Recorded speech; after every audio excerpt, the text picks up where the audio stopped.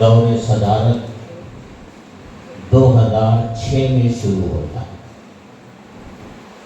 ہندوستان میں یہ دور ایسا تھا کہ دہشت گردی کا ہوا کھڑا کر کے جگہ جگہ گرفتاریاں ہو رہی تھی، اور صورتحال یہ تھی کہ بم مسجد میں پھٹتے تھے اور گرفتار مسلمان کیے جاتے تھے، بم قبرستانوں میں پھٹتے تھے، گرفتار مسلمان کیے جاتے تھے، اور گرفتاری کے ساتھ ساتھ ان کا میڈیا ٹرائل شروع ہو جاتا تھا، اور گرفتاری کے ساتھ ہی ساتھ بغیر مقدمہ چلائے ان کو مجرم ٹھہرا دیا جاتا تھا۔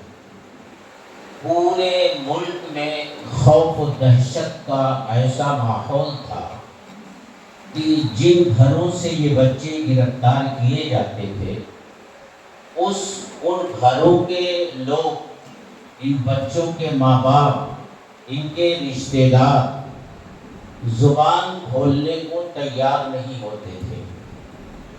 پولیس کی دہشت ایسی تھی کہ جب ان بچوں کے ماں باپ سے یہ کہا جاتا تھا کہ اللہ کے بندے سامنے آؤ اور اپنے بچے کے حق میں آواز بلند کرو، تو یہ کہتے تھے کہ بھائی خاموش رہو، ہمارے گھر میں ابھی ہمارا ایک یا ایک سے زائد نوجوان بچے اور ہیں۔ ایسا خوف و دہشت کا ماحول تھا۔ ایسا لگتا تھا کہ اس ملک میں نہ کوئی تنظیم ہے، نہ کوئی جماعت ہے جو اس ظلم و ستم کے خلاف آواز اٹھا سکے،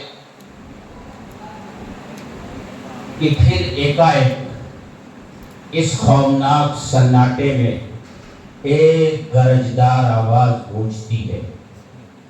جمعیت علماء مہاراشٹر کے ذمہ داروں کو، بالخصوص حضرت مولانا مستقیم احسن اعظمی اور حضرت گلزار اعظمی رحمہم اللہ کو حضرت کا پیغام ملتا ہے کہ اٹھو اور ان بے قصور مظلوم نوجوانوں کے مقدمات کی پیروی کرو، یہ بے قصور ہیں۔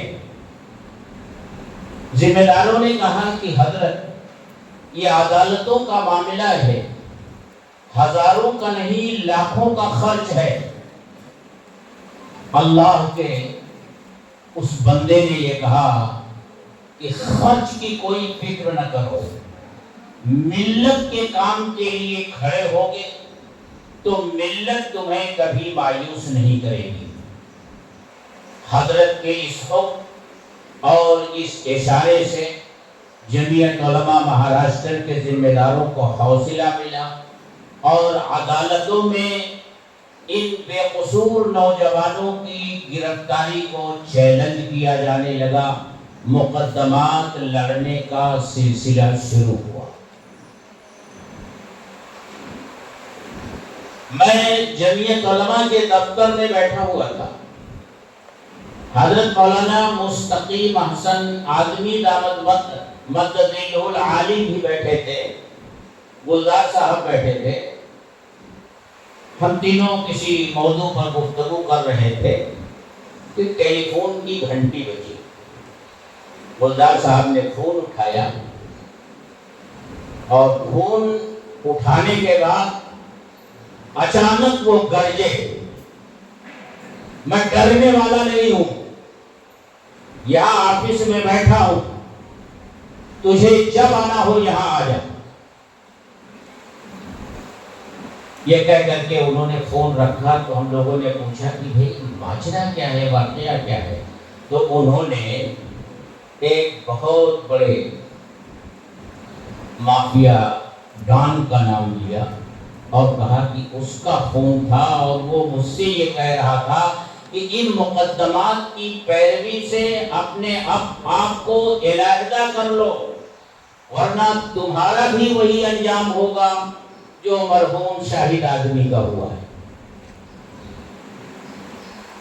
اس ہمت اور جرأت کے ساتھ، اس پامردی اور بہادری کے ساتھ گلزار اعظمی صاحب نے اپنے رفقا کے ساتھ، اور سب سے بڑی قوت ان کی جو تھی وہ حضرت جانشین شیخ الاسلام مولانا ارشد مدنی دامت برکاتہم العالیہ کی سرپرستی، ان کے سر پر آپ کا دست شفقت اور قدم قدم پر حوصلہ افزائی اور اس راستے میں آگے بڑھنے کے لیے حضرت کی رہنمائی، سب سے بڑی طاقت گلزار اعظمی صاحب کی یہ تھی۔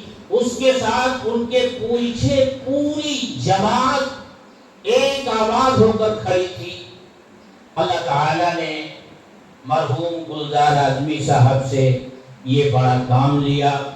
انہوں نے بڑی پامردی، جواں مردی، ثابت قدمی، استقامت، ہمت اور جرأت کے ساتھ آخری دم تک اس کام کو انجام دیتے رہے۔